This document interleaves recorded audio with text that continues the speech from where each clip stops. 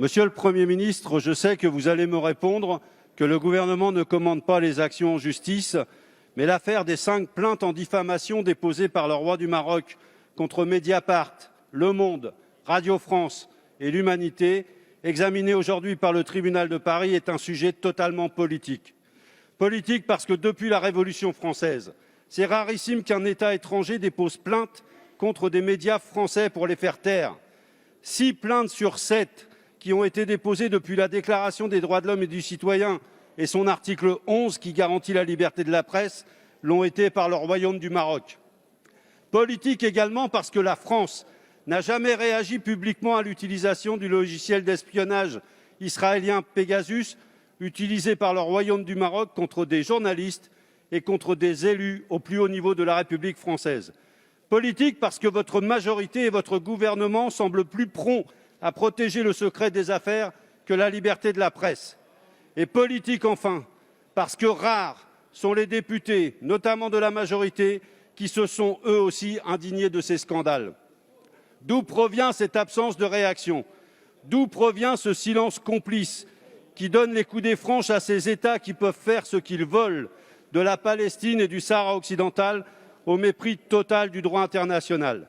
Est-ce à cause des voyages de complaisance proposés par le Maroc ou par l'entreprise Elnet en Israël que les ministres et les parlementaires n'osent même plus ou ne peuvent même plus s'indigner face aux actions insupportables de ces États?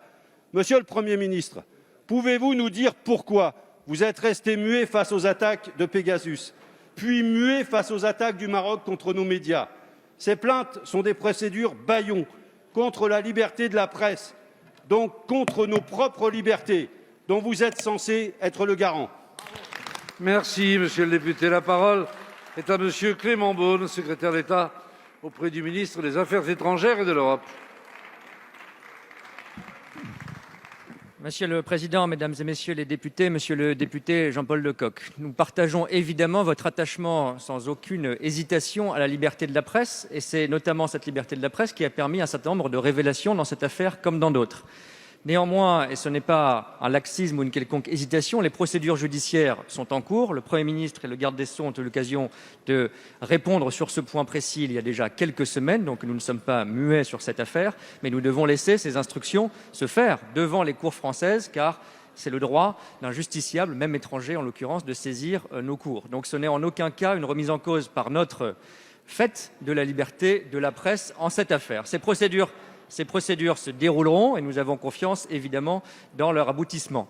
Simplement, nous avons été très clairs depuis le début aussi, puisque les faits allégués sont d'une gravité extrême, il n'y a aucun doute sur ce point, nous devons être sérieux et précis pour établir toute la vérité dans cette affaire avant d'en tirer, le cas échéant, les conséquences politiques ou diplomatiques qui s'imposeraient.